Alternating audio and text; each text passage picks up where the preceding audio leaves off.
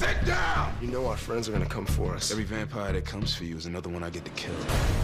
He has Jeremy, and we don't know how many other hostages. Hence the open heart surgery. Vampire's like a loaded gun. Eventually, it's gonna go off. The Vampire Diaries. All new episode next Thursday at 8/7. Coming at you here, there's going to be my review for Season 4, Episode 5 of The Vampire Diaries, entitled The Killer.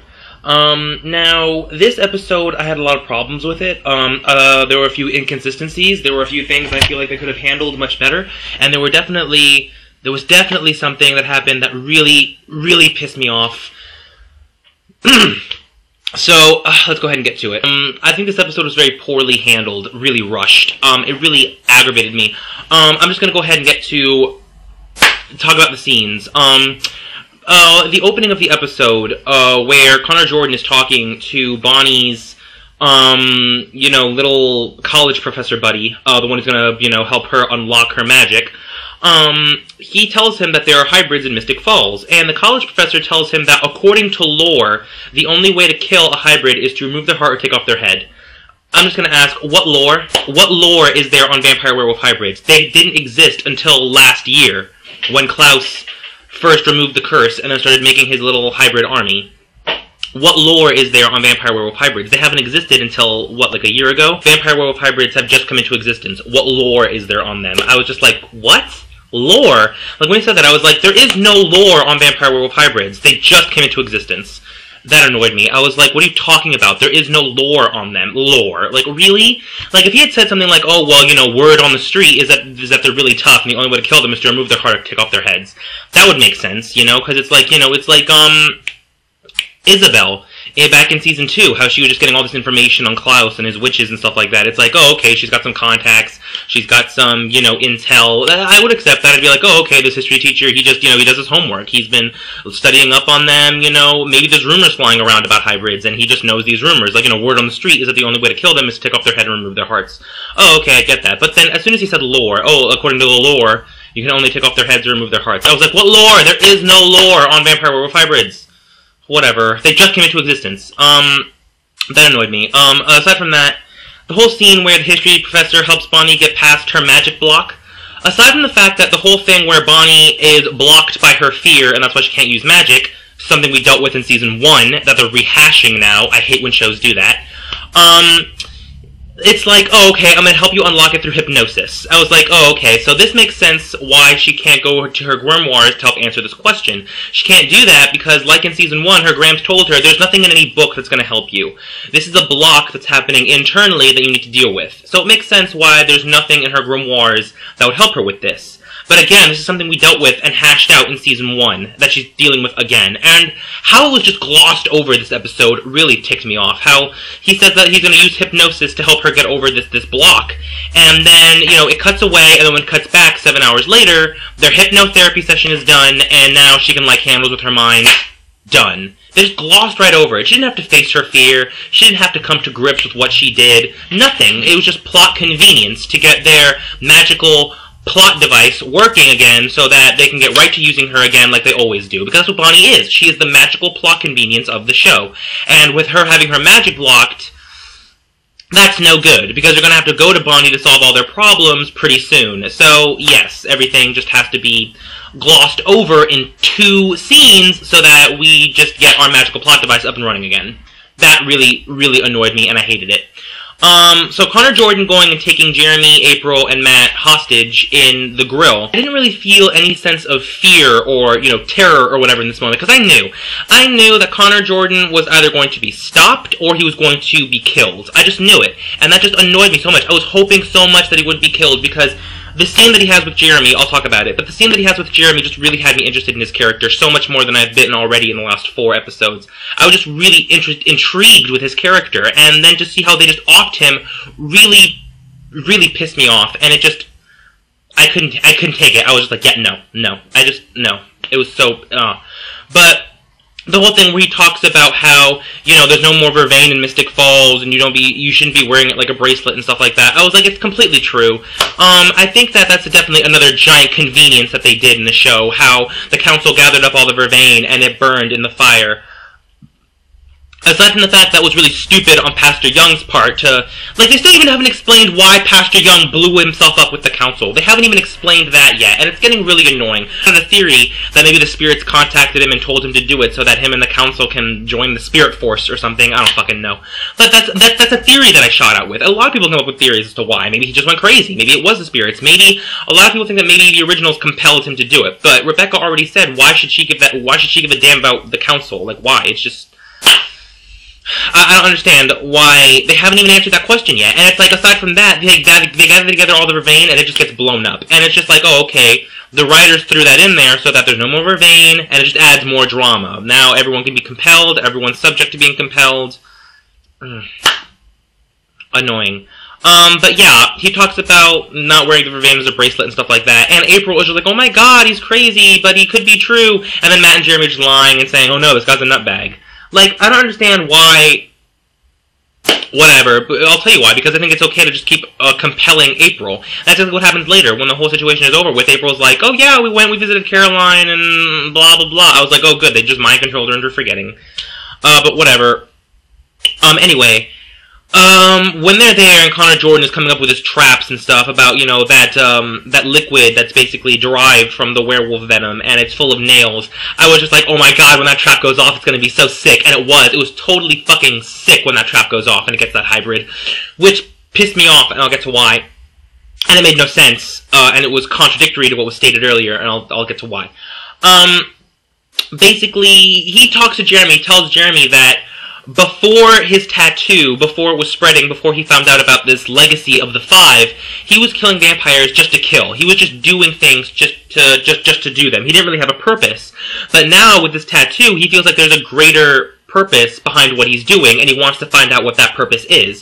So he's going to kill vampires, he's going to spread his tattoo, and he wants to find out just why he's doing what he's doing, if there's a greater purpose, if there's meaning to his life. And when he said that, it filled me with feels. I was like, yes, this is so interesting. He's such an interesting character. I really wanted to find out more about Connor Jordan, who he was as a person, who he is as a person now. And he even talks about how he had a friend who became a vampire, and she promised to have it under control, but then she went crazy and killed, and he had to put her down. I mean, even that was a pretty interesting story. I would have loved to have gotten some more in-depth with that, like, you know, a flashback or two or something. But then, next thing you know, at the very end of the episode, he gets captured, and then Lena kills him. Why? Like, I don't understand why you would introduce this character, give him this depth to an extent, you give him a little bit of depth, and then you just kill him off. Like, okay, I'm just gonna say this. Everyone jokes about it, but I'm just gonna say it. The Vampire Diaries writers are racists. I've said it, because they introduce an interesting, colored character, and they kill him off. Same thing with Season 2 when they killed off Jonas and Luca. Same thing with Bonnie's cousin in Season 2, Lucy. She's introduced, she's, you know, interesting. She tells Bonnie that if Bonnie ever needs her to call her or whatever, and all throughout Season 3 and this season so far, there are situations where she could have used Lucy's help, and they just don't bring her back. And, you know, aside from the fact that they treat Bonnie like shit, and the only reason Bonnie hasn't been killed off is because she's the magical plot device, and, you know, it's like, the show can't have colored people on it. The show just can't have any kind of black character on it without them treating them horribly, or making them out to be bad guys, or killing them off. And it's just so annoying. I mean, why? Why do they do that? I mean, why do they have to kill off Connor Jordan so quickly? Why do they introduce him, give him this complexity, and then just kill him off? It annoys me, and it really makes me think that the Vampire Diaries writers are racists. I mean, seriously, aside from the fact that they're sadists, and I say that because they love torturing Caroline, and they love having these really sick-ass scenes. Like, I'm going to give the Vampire Diaries team props for not having tortured Caroline yet this season. But we all know it's coming. But yeah, I mean, it was just, like, I'm saying it, they're racist. They seriously are. Like, oh god, it's so annoying, and it's not the first time we've dealt with this issue. Moving on. And I feel like, why are they pairing Bonnie up with this history teacher, with the college, why are they pairing Bonnie off with this college professor when they could be pairing her off with Lucy? Having Lucy come back and helping her out with this block. Have Lucy help her get through this block, and then have Lucy teach Bonnie all kinds of magic. Have Lucy become a really interesting, intricate character to the show. And then develop Connor Jordan. Have him grow and become develop and become more of an interesting character besides the antagonistic force that he's been presented as. But they don't. They kill him off. And they don't bring back Lucy, but they have Bonnie working with... It was so annoying. So many things about this episode just pissed me off. Now, the reason I thought it was sick as hell and awesome when that hybrid goes in, sets off the nail trap, he's full of nails, he's all bleeding and sick, and then Connor Jordan comes out and just blows his heart out. That was nuts, it was sick, it was awesome. It was like something out of a freaking torture flick, like, you know, Hostel or The Collector. I mean, it was nuts, it was insane, it was crazy, it was great. But the reason why it annoyed me and why I didn't feel it made a lot of sense is because Klaus told Tyler earlier that he doesn't want to be taking liberties with his hybrids. Yet he sends one of his hybrids into the situation blind. Pretty much, it's a suicide mission. It seriously is. Connor Jordan, you know he's a smart hunter. You know he's probably got traps up the wazoo. You know this whole scenario is a trap for any vampire or hybrid. And he sends one of his hybrids in there completely blind, not knowing what's going to happen, when he could have easily sent in a vampire that he compelled. I don't understand. That's another thing.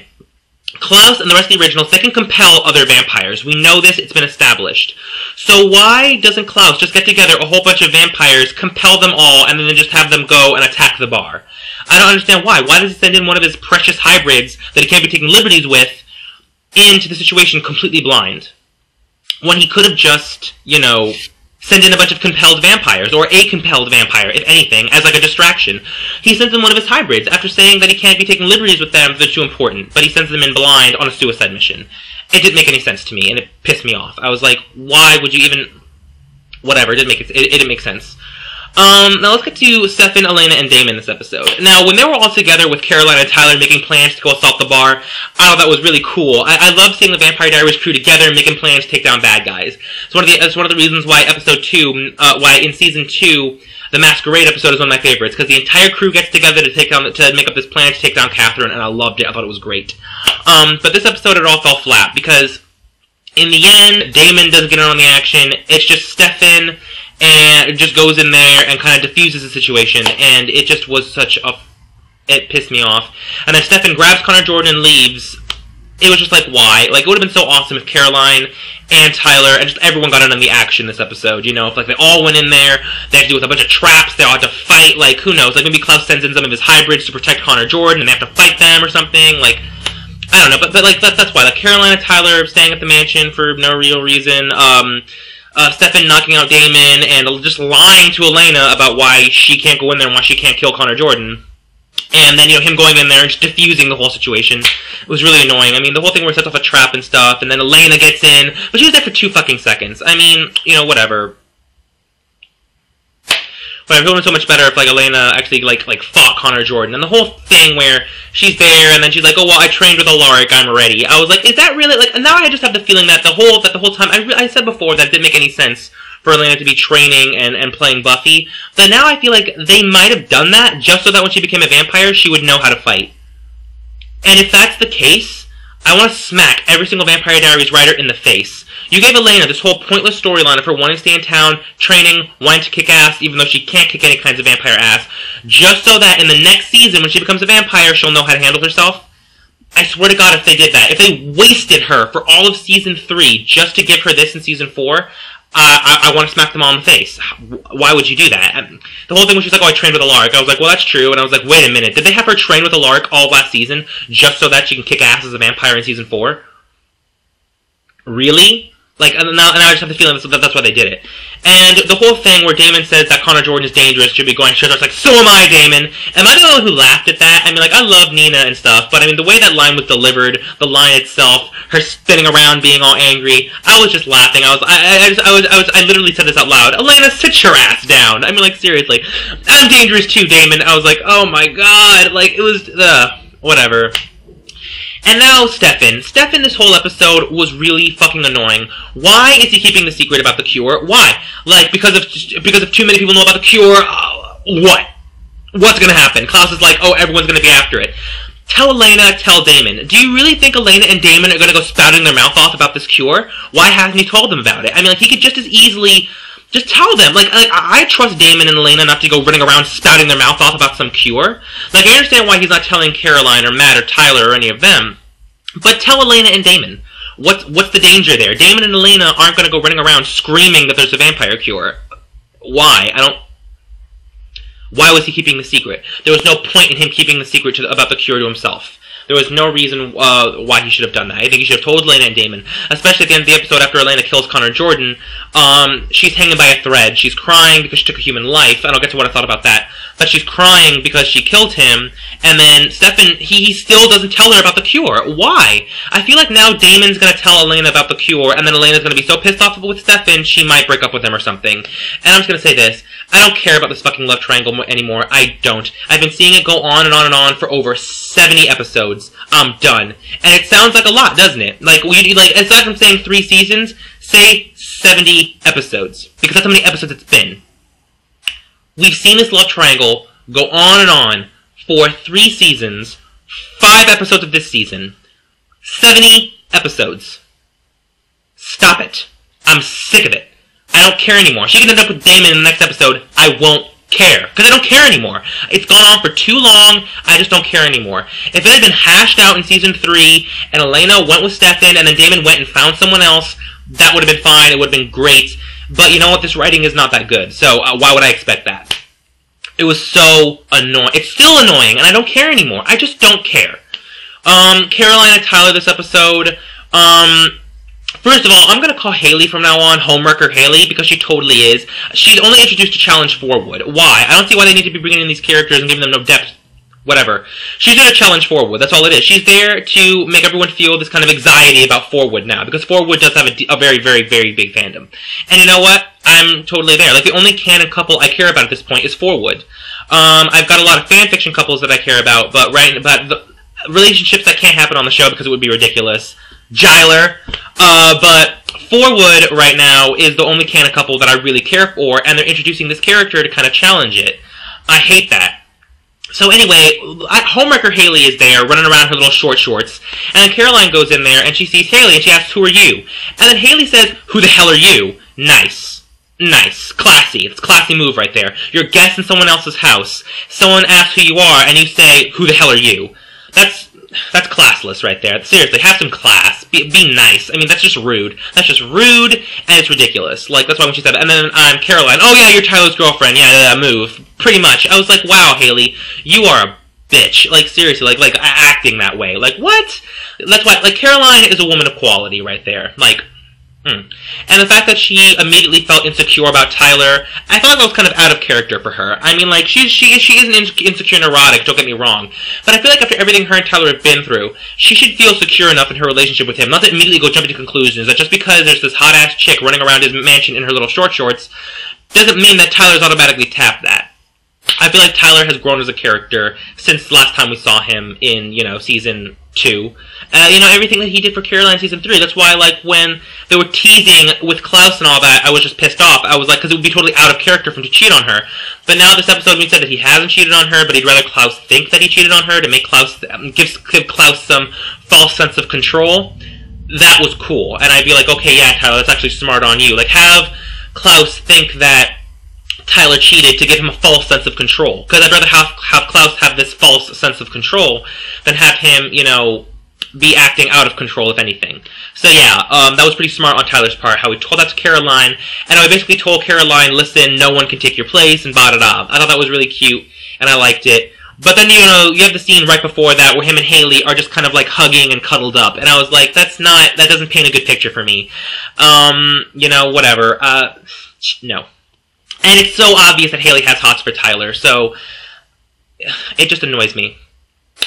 So yes, let's get to the final scene of the show. Stefan and Damon fighting when, he takes him down there and he's just lying about how it would be bad to kill Connor Jordan because Stefan wants him to stay alive, and he is just keeping his mouth shut for so long. It takes Damon putting his hand in Stefan's chest and, scrambling around in there for Stefan to finally say there's a cure.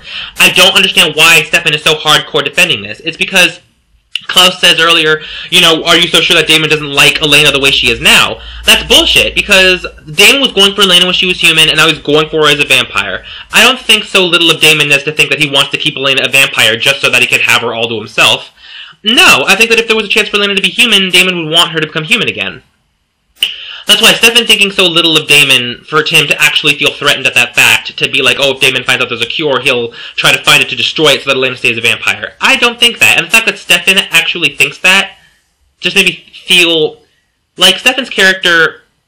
there was a comment on one of my last videos that Stefan's being a complete idiot, trusting Klaus and making plans with him, that, you know, Klaus has done all this and they threatened to watch Pretty Little Liars. I thought it was hilarious.